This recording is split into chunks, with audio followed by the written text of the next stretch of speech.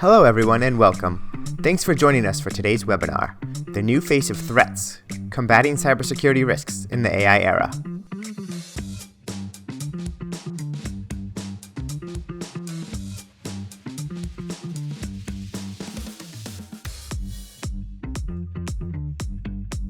I'm pleased to introduce our speakers today.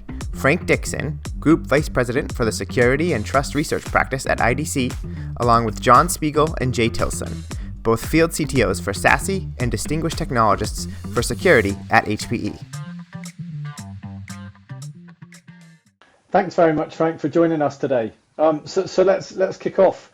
Frank, you spend a lot of time talking with CISOs and security leaders. What's the biggest shift you're seeing as AI becomes embedded in enterprises? Yeah, I think there's a couple of really big macro trends that are happening in security as a result. I think the first one's complexity. And I think that's pretty self-evident. The amount of change that's going on in enterprise IT. But I would I kind of level this similar to our movement to cloud, because when we talked about going to cloud, we talked about this exponential change in complexity. But it wasn't just about going to cloud. If you remember, we also moved to microservices. And so when you think about AI, we're also moving to AI, but we're also fundamentally changing the way we program software from being deterministic to probabilistic. And the probabilistic writing of software is dramatically different. And so there's this monumental shift in terms of we're just not sure how to move forward. So I think first, number one is complexity. I think the second one, and I get this question a lot in talking to CISOs, and it's what's changed in terms of AI? What are the new attacks? And I don't know if there's necessarily a lot of really significant new attacks. I think what's happening is the malicious actors, hey, they're innovative too. They're using the same AI tools that we're using. And so the length of attacks are shifting. It's almost like a step function. What used to take weeks can now be done in days, and what can be done in days can now be done in hours. If you have an SLA that says, hey, we're going to respond to any alert within an hour, and the entire attack is less than an hour, clearly the scale of what we're doing is changing. So I think there's some new things, we'll talk about deepfakes and other kinds of things, but I think for me, as I think about AI, I think those are the two biggest things that are changing. The complexity is exponentially changing, and then the speed of attacks are also changing. Yeah, so that's not a good recipe for the defenders if you have your complexity. And I love that you mentioned the movement to cloud and equated it to AI, because I remember that movement where we took a lot of our technical debt with us to the cloud, and likely we're doing the same now with AI. And then the speed is another area where organizations are not really prepared for the decision loops that AI is going to take us on. So can you talk a little bit about the rise of the need to monitor, and in talking in the vein of complexity, in the vein of speed, the rise of non-human actors in the enterprise? It's interesting. It's a good point, because if we once again leverage that metaphor we were talking about, movement to cloud, the one thing that we kind of missed was, as we moved to cloud, we implemented Kubernetes, and we go, wow, this Kubernetes thing is great, except it's open by default. And so as we think about this movement to AI, MCP, the foundation, which the fastest standard in the history of mankind, is open by default. There's not a lot of embedded identity. Now we're trying to figure that out going forward, but there's not a lot of embedded identity when you think of OpenClaw, open by default. These are things that weren't meant to be put in the cloud and to start leveraging.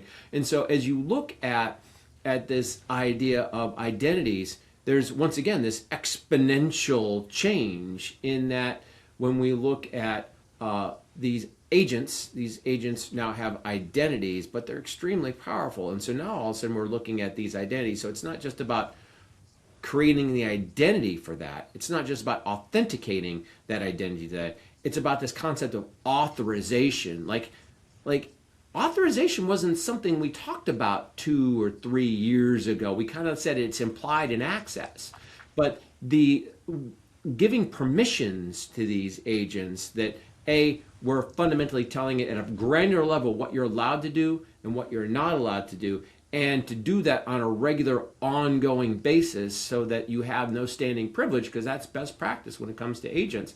So as we look at identity, we're not necessarily creating anything new, but I think AI, and especially agentic AI, is demanding that we implement that identity at a exponential scale and a granular scale that we just haven't thought we were going to have to do before. So you mentioned obviously the speed of which an attack can happen is completely different. I mean, like you said, what took weeks takes hours, and what takes hours take minutes.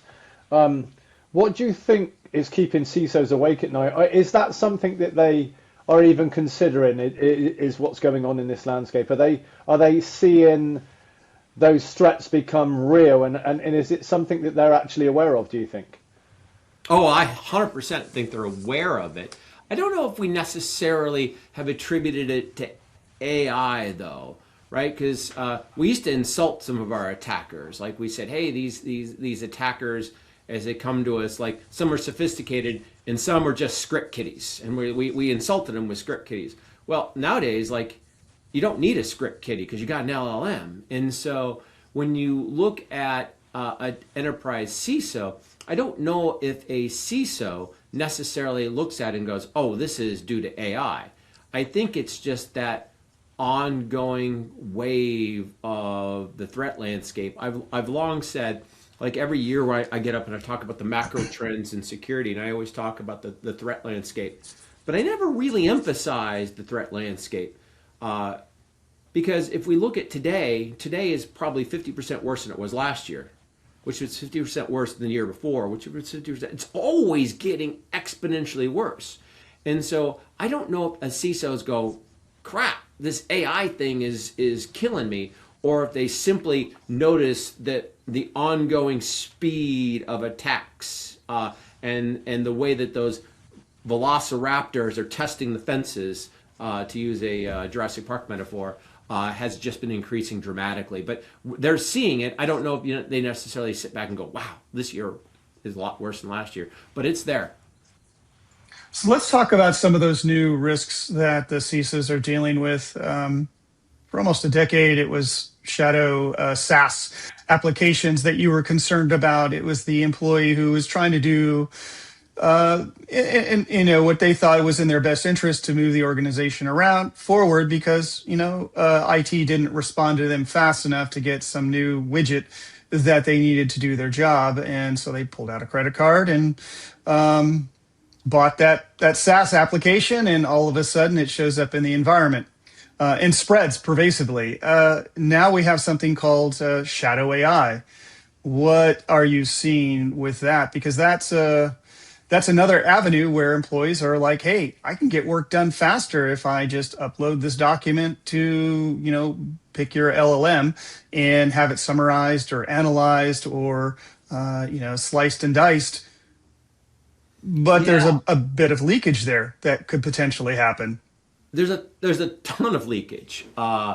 And your metaphor of shadow SaaS is exactly perfect, because you're right. It's not just that we were trying to prevent these kinds of events. We weren't even necessarily aware of them. The employees weren't necessarily aware of them. They were like, hey, let me implement something and do a good job. Hey, look at me.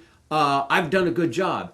And in this era of AI, and we were creating shadow AI, and we don't even know that we're creating shadow AI. I had one CISO look at me and just about pull his hair out. And he said, one of the people on his team, a security professional, comes to him and goes, hey, look, I've done this great thing, I've created this application that automatically fills out all these security surveys we've got done. So we can get these things done in 10% of the time. And the CISO goes, how did you do that? And he goes, oh, I set up an instance of MCP that allows an LLM to query all our network data to pull in all the information. And he goes, you gave an unprotected MCP instant open access to our entire network. And all of a sudden there was silence.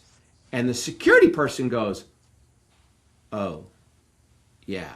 I mean, it's just a reality of getting things done. So yeah, in today's day and age, stopping it is hard to do. The best thing you can do is educate and provide the best paved roads you can.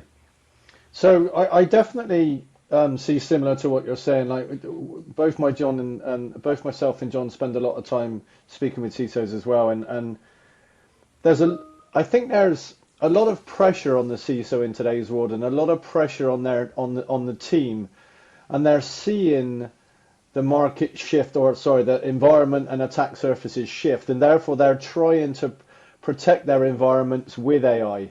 So I get the impression that people are doing this to try and be better, but actually they're generally making things worse by trying to use AI. So, I mean, it's a challenging environment, I think. And then you start to consider that the likes of deepfakes, right? They're even more threatening. I happened to be in an event not long ago, and I was chatting to somebody, and they said they now have a special word that they use when their children phone them to ensure that their children are their children, and in return that they are the parent. So this person works in a federal responsible job, so therefore is considered maybe somebody that could come under attack at some point. And they were saying that they specifically said to their children, if you receive a phone call, you need to ask Dad the correct, like the check word for the day.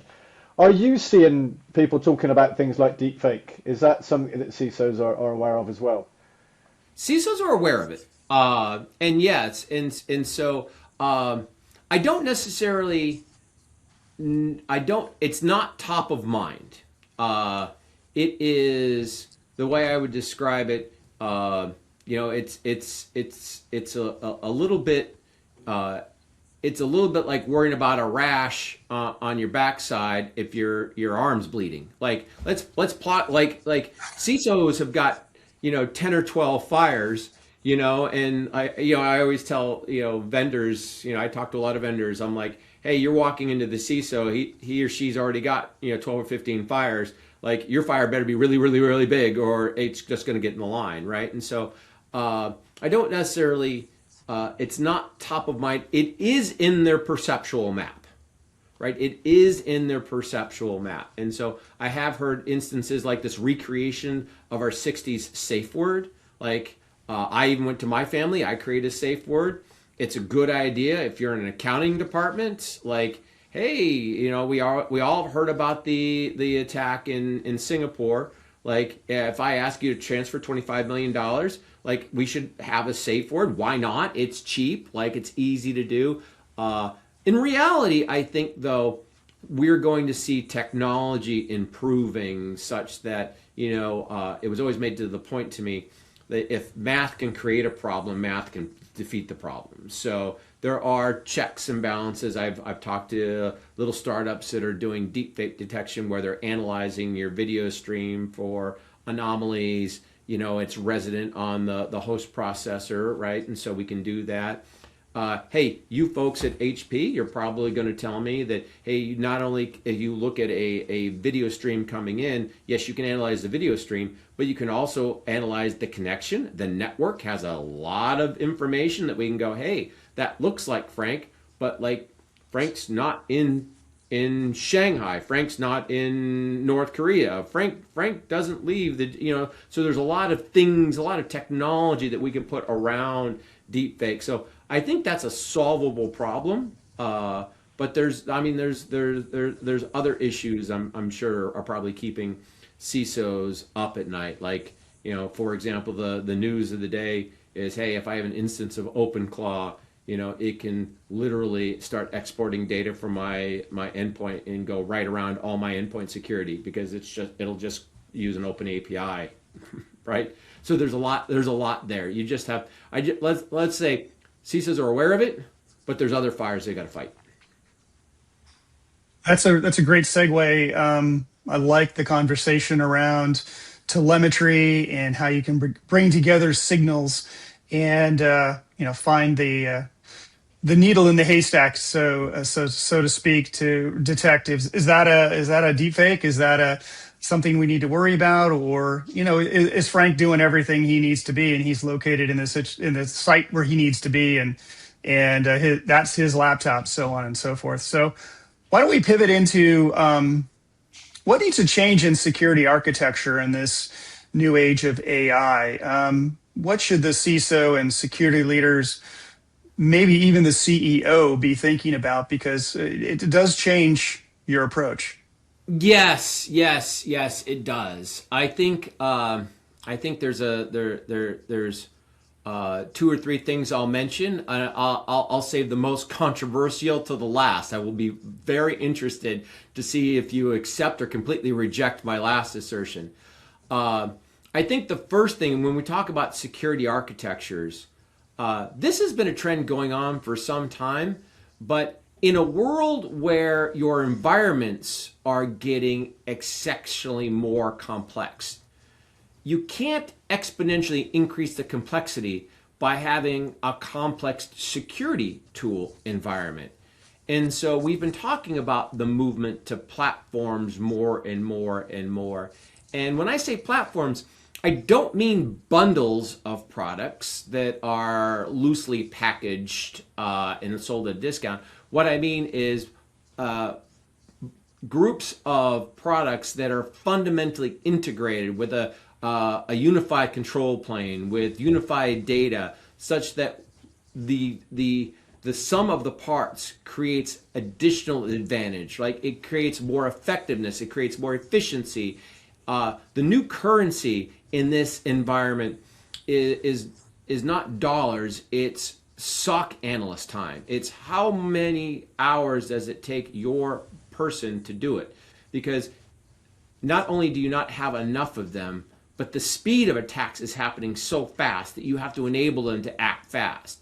If it takes you 20 minutes just to triage and say, is this a real alert, or is this a deep fake, or is this a false positive, that's problematic. So there's an effectiveness and efficiency. And so this movement to integrated platforms, maybe that movement from best of breed to best of platform, not saying that any one tool is necessarily going to be not good, but let's just say we've got to start thinking about the sum of the parts. And so that's probably the fundamental change in terms of as we think about AI. The second thing I would say as we think about AI and security, when I think about security, I'm a simple guy, so I try to simplify the task. And so when someone says, here's a problem, I generally think of it in 5 buckets. I think of it in terms of network, endpoint, application, identity, and data security. And those are my control points. And as we think about those, clearly the control that we have on our data is not the greatest right now. Like, data is everywhere, and AI is just going to make data sprawl worse. Identity, like, we're not really got well architected identity. We got lots of tools, but some CISOs, like the record so far is I spoke to one CISO that had 123 instances of Active Directory. How do you administrate good identity hygiene when you've got 123 instances of Active Directory? So I think what happens, and I'll draw a COVID analogy, because we had a survey in the field, and we were asking about how worried are you about various things, and one of the questions was ransomware.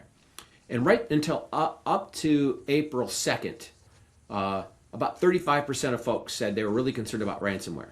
And after April 2nd, literally on the day we went home, that doubled to about 70%. Doubled. Now, nothing changed, but all of a sudden CISOs go, holy crap, all my people are not on the premises. Well, they always were gone. Like, we just didn't realize it. And I think AI is doing that exact same thing. Like, organizations, CISOs, CEOs are realizing their critical differentiation in this AI era is their data, and they're like, "Oh my God, I don't have great protection on that data." And so I think that's causing two sort of phenomena. One, as we're starting to focus on data. The second thing, though, is we may not have really great protections on data, but we've got pretty good protections on network. And so I think you're seeing a whole lot of trends in terms of how do I bring my critical data assets into a moat? Sometimes how do I move it on-prem? And I think we're starting to use words to describe that motion. Some folks call it maybe zero trust, but the new sexy term I think is sovereign. Sovereign SASE or sovereign networks. Not because I'm trying to keep my data in Germany and not go to France or not go to the UK, but if I have a sovereign solution, I can make sure it doesn't leave my corporate boundaries. So I think that's the second big trend. I think the third big trend is whether or not CISOs want to acknowledge it or not. Given the speed and pace of attacks, our response needs to be increasingly more automated. Now, I didn't say autonomous, but I did say automated. So when an alert fires and there's a high risk probability that that's malicious, some step is going to have to be taken. Some mitigating measure is going to have to be taken. And so whether or not the CISO likes it or not, we're going to have to start putting in automated mitigating factors to slow down the pace of attacks. Because like I said before, if our SLA to respond to an alert is an hour and the attack lasts less than an hour, that's not going to work. And so having a human in the loop all the time isn't necessarily it's just not realistic. We're going to have humans on the loop. Now, I didn't say we remediate automatically, and I didn't say we're going to autonomous security, but the increasing need for automation is going to change. And so those are kind of my big three. I don't know how you feel about that last one. It's a little bit controversial. Jay, do you want to respond to that and keep the balance?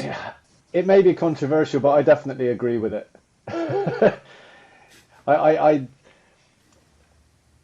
I think that so much is changing in the world that we're in that we have to consider changing the way we do things. And I definitely think if we continue down the path that we're always going on and what we've always done in the past, then we won't get to the right solution. I like what you said, though. I want to go back to number 2. You mentioned sovereign. And as somebody who has that political science background, geopolitics, when I think of sovereign, I always think of nation states and you know how that all works out in the geopolitical sense. But I love what you said in terms of sovereign really is bringing the data back on-prem and controlling it. Because I think, that is where security needs to be thinking about, because that data is now distributed in SaaS solutions. It's distributed in file and print servers, across the globe. How do you control that? Because AI really is generated and the results are generated on that data. So you got to have control over it. You've got to be able to label it. And you just think about what a Copilot, say, a certain vendor that's marketing their Copilot, the information that you can glean from using maybe prompt injection techniques on, is there changes in an organization, and querying that Copilot, and it will go out and it will provide a response because it's I call it an eager intern. And that response could take really quickly, which means, maybe there isn't an org change. Or it could sit there and spin for a while as it's searching the documents, deciding whether or not to tell you that, there is an org change coming. So I think, to your point, how you control that data, label it, and understand it, it's going to be one of the top issues that CISOs and maybe even the CEO has to deal with in this coming age of AI. Yeah, I like the direction you went, because you didn't stay at the top level, right? We talk about all our organizational data, and we think of CAD files, critical recipes, unique insights. But when you double click, metadata starts becoming important, right? And so knowing what the queries are, now all of a sudden that's a rich source. And of course, like, hey, the bad folks have got LLMs too, right? So they can take all your queries, throw it up, and get a sentiment analysis. And who are the top 5 engineers that we think we can hire away? Like, that in the day of AI is valuable. And I just look at it in terms of just given the pace of attacks. And I'm not a smart man, but I can take and go, this dot goes here, this dot goes here. Guess what? The pace of attacks is only going to get exponentially faster. And if we're not using AI and automation to automate our response, we're bringing a knife to a gunfight. So, like, whether or not CISOs like it, I don't know, but it's going to happen.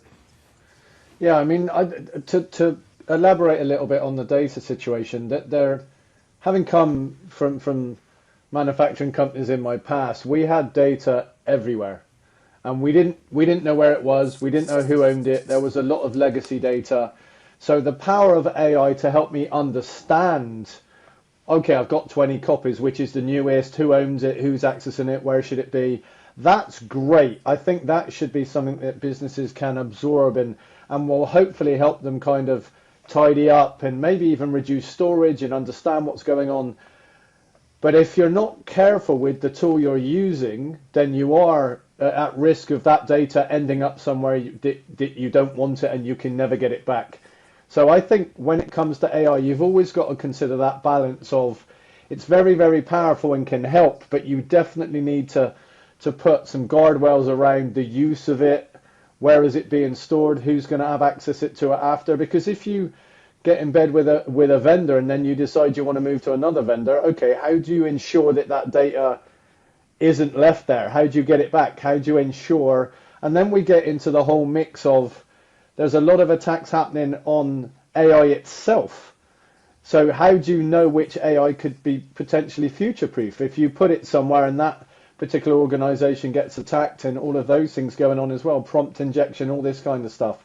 So all of that comes into the mix. So I definitely think it's powerful, but we need to tread carefully. All right, so let's pivot into a lightning round here as we round out this episode.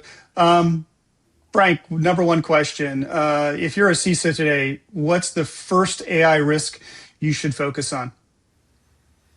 Wow. I think there's two things I would say. Obviously changing your question to two. One is AI is going to happen, and AI is going to happen with or without the CISO. And so either we get on board and we augment, or we wait to figure out what happens. So the first thing that I'm looking to do is openly engage with those that are implementing AI. And the reason I'm looking to openly engage is because if I can help create paved roads, if I can just help create some standardization, let's face it, some of these teams, you may have 4 or 5 teams all doing similar projects. They all might select different tools. Guess what? You're going to inherit that eventually. So if you can just kind of guide them towards standardization and kind of create paved roads for them, I think that's a good thing. So I think if I'm a CISO, I'm looking to be proactive and engage and kind of influence that paved road. The second thing is less about the world and more about me. First thing I'm doing is looking for visibility.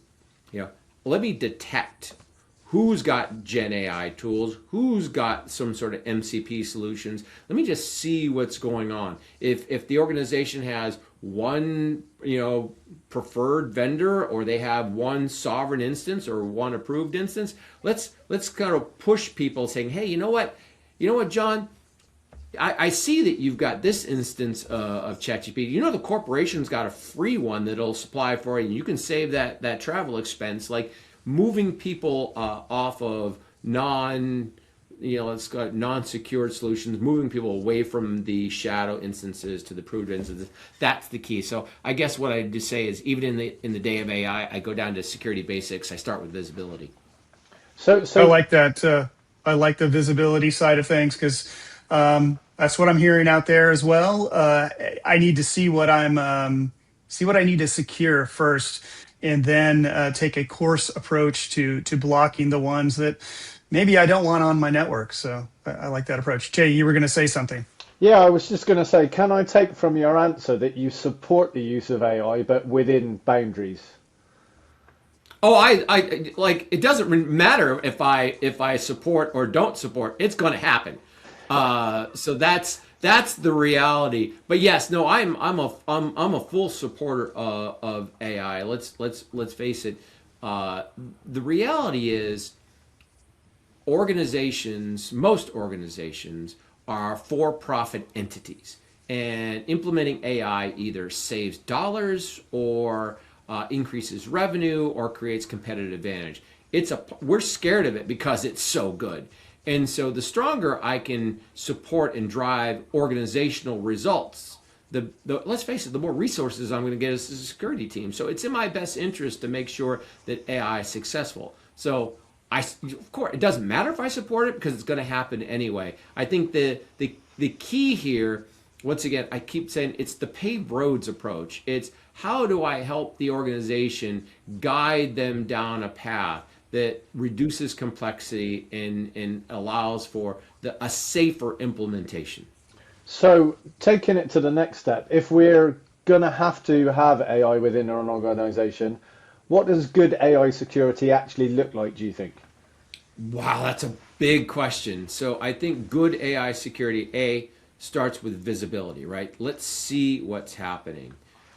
Second, it moves to, wow, where do we move next? Because I want to move to identity, because I think identity is the most powerful. But I think where I would start off with is, I'd move to data security.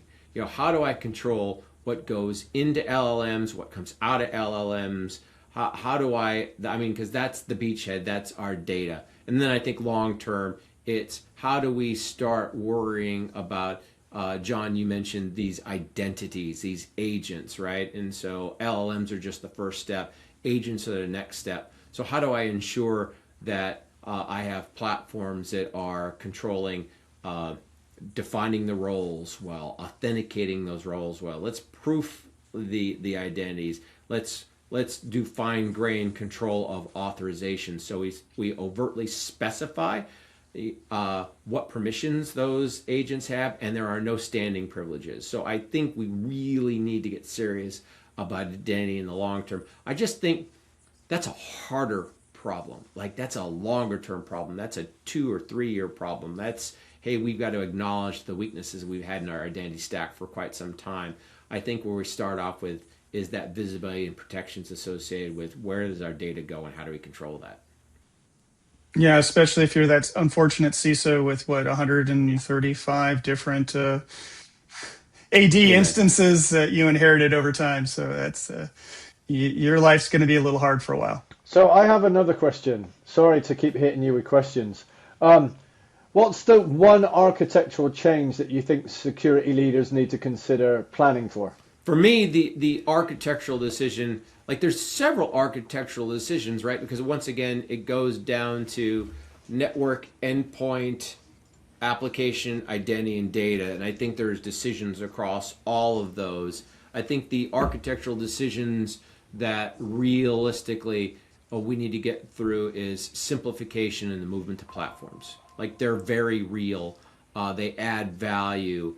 And so the implementation of security based upon the best of suite, and how does that affect the efficacy of So John, is there our anything security you want to ask professionals before I and ask the one efficiency closing of security statement? professionals? Or one closing question? Everything goes back into those metrics. Okay, so if you could look into your crystal ball and look, say, 3 or 5 years in the future, how do you think AI is actually going to change cybersecurity? Wow. No, I think we're ready to. I think we're ready to land this airplane. Future. It's a great question. So the first statement that I'll I will make is that I am not presumptuous enough to say I'm smart enough to be able to predict 3 to 5 years in the future. I have a hard enough time predicting 12 months at the rate of change with Yep. agentic AI. Like like think of how fast MCP became a standard. Think about the what's going on with OpenClaw. The rate of change is just beyond our ability to dream. But as it looks to AI, I think what AI does really, really, really well is automate. And so it enables us to do greater levels of automation. And given the speed and of attacks, I think we're going to be pushed to higher degrees of autonomy. This idea that security professionals are going to be in the loop, I think that's going to give way. I think all of a sudden we're going to start figuring out that automation is going to be increasing, and we're going to start seeing higher and higher levels of automation approaching autonomy. But I think it's like this asymptotal type of approach. Like we never get there, we just get to higher and higher levels of automation because we have to.